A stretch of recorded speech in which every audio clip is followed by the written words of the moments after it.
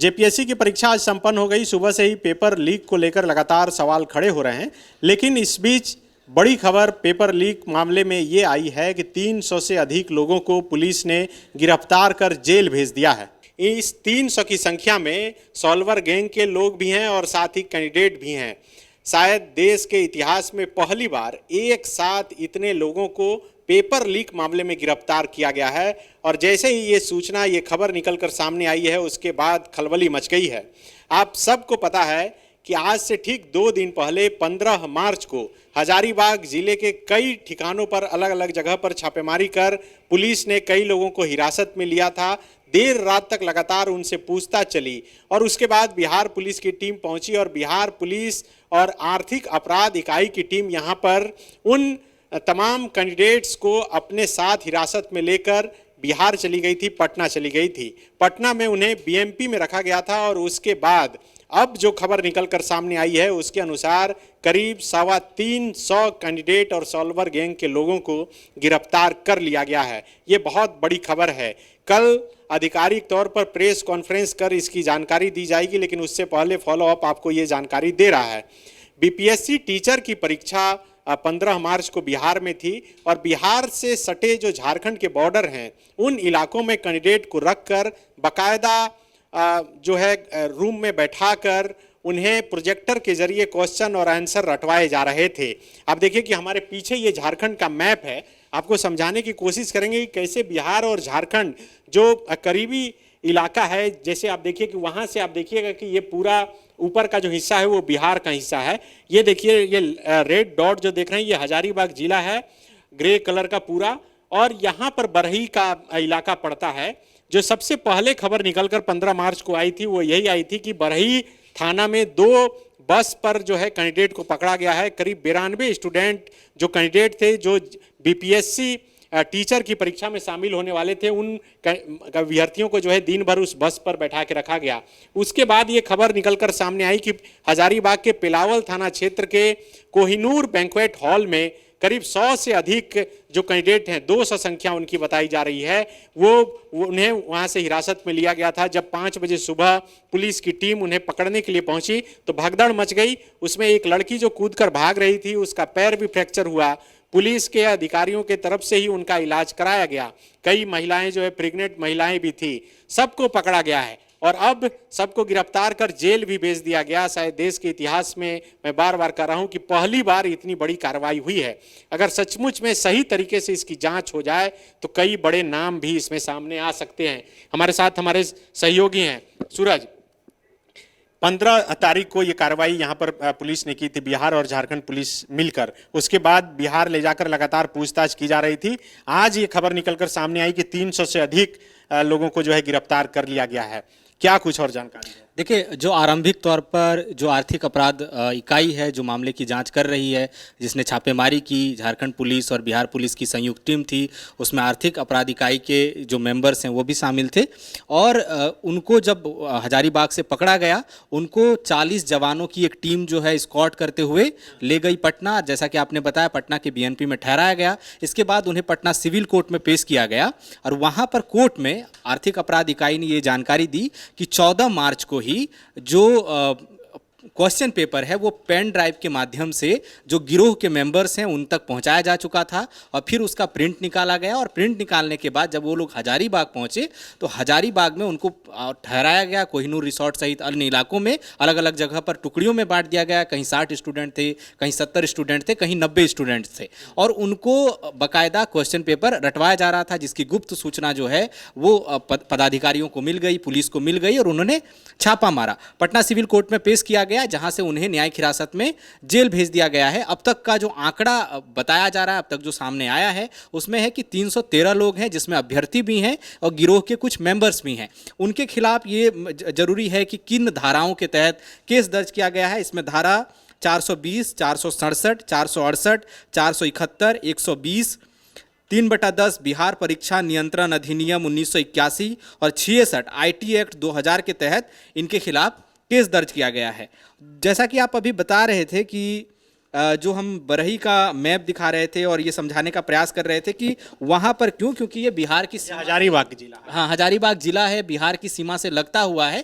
तो यहाँ से उनका जो परिवहन है वो बहुत आसान था, क्योंकि जिनको पकड़ा गया है वो एक आंकड़ा हमारे पास है कि किस जगह से अलग अलग थाना क्षेत्रों में रखा गया था। उसमें बरही से 90 लोगों को पकड़ा गया, पेलावल से 70 लोगों को पकड़ा गया, पदमा से 80 लोगों को पकड़ा गया, कोर्रा से 15 और कटकम सांडी से 15 अभ्यर्थियों को हिरासत में लिया गया है। और उस दौरान ही बाद में जांच के दौरान और लोग हिरासत में लिए गए, लेकिन जब छापा पड़ा तो 5 मास्टरमाइंड्स जो हैं उसी समय गिरफ्तार कर लिए गए, जो कहना मास्टरमाइंड थे या गिरोह के गुर्गे थे, सोलवर गैंग बोला जा रहा है, तो उसके मेंबर्स थे। इसके अलावा उनके पास से प्रश्न पत्र बरामद हुआ।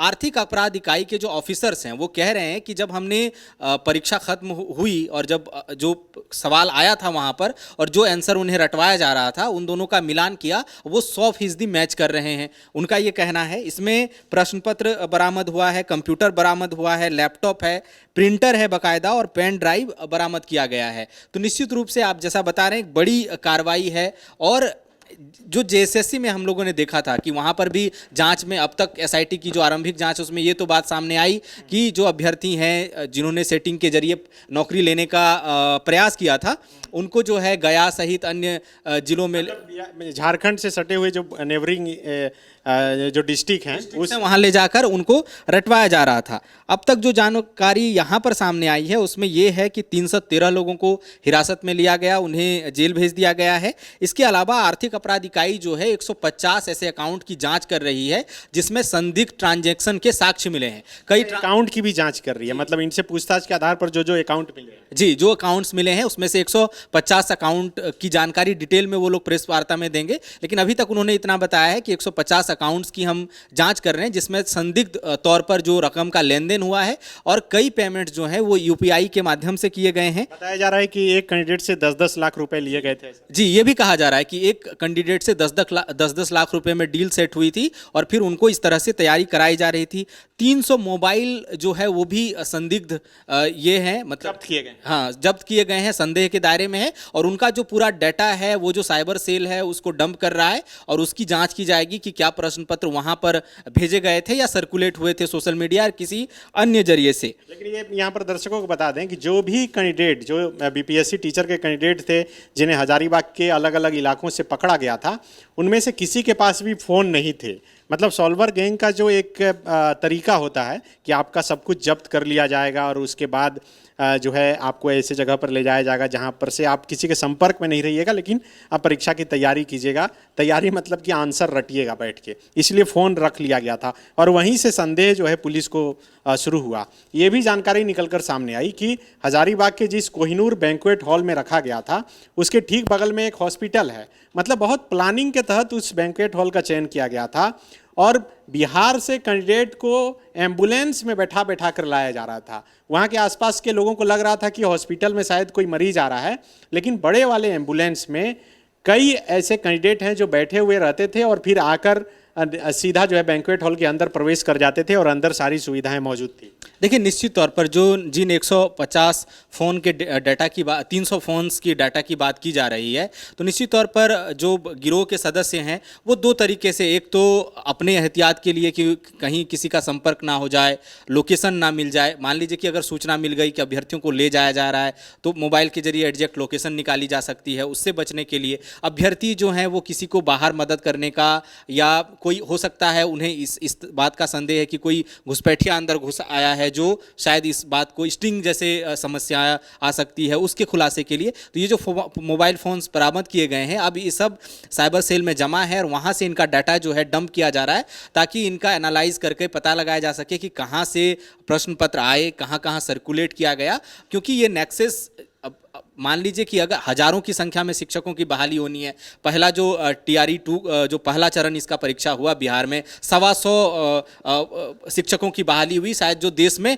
पहली बार था कि इतने बड़े पैमाने पर किसी स्टेट में बहाली हुई। तो 300 लोग सिर्फ पकड़े गए हैं, जो पकड़े नहीं गए हैं वो नेक्सस भी तलाशना एक बड़ी चुनौती है। अब वो डाटा से संभवतः पता चल सकेगा कि कहाँ कहाँ सर्कुलेट किए गए हैं, जो बैंक अकाउंट हैं उसमें कितने ट्रांजेक्शन्स हुए हैं, क्योंकि जो आरंभिक जानकारी जिसमें 10-10 लाख रुपए कहा जा रहा है, तो निश्चित तौर पर इस तरह के ट्रांजैक्शंस हुए होंगे, एडवांस ट्रांजैक्शंस हुआ होगा कि आप इस तरह के मामलों में ज़्यादातर देखा जाता है कि लोग एडवांस कुछ पेमेंट करते हैं, फिर काम हो जाने के बाद कुछ पेमेंट का, तो वो ट्रांजैक्शंस को खंगाला जा रहा है। इसके अलावा फिलहाल जो है उनको जेल भेज दिया गया है।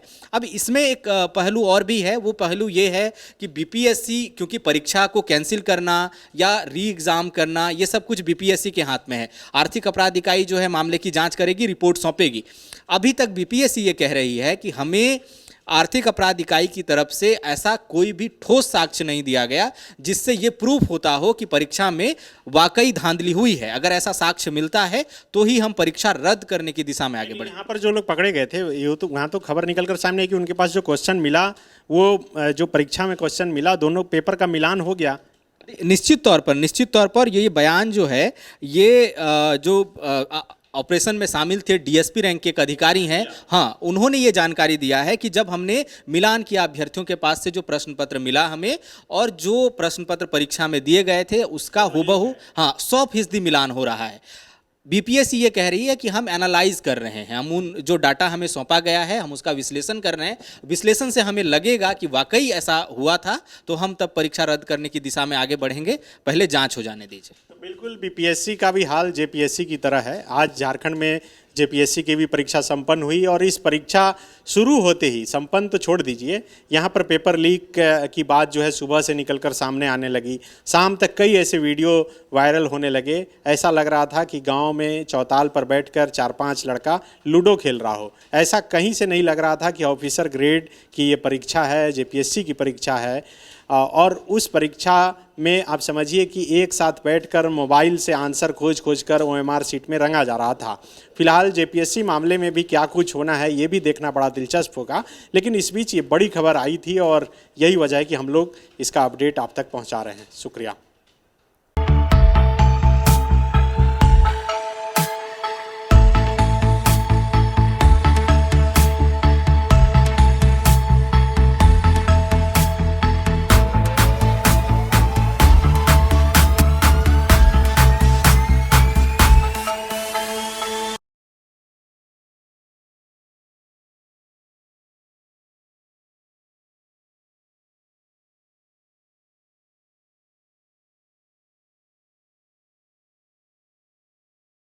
The follow-up.in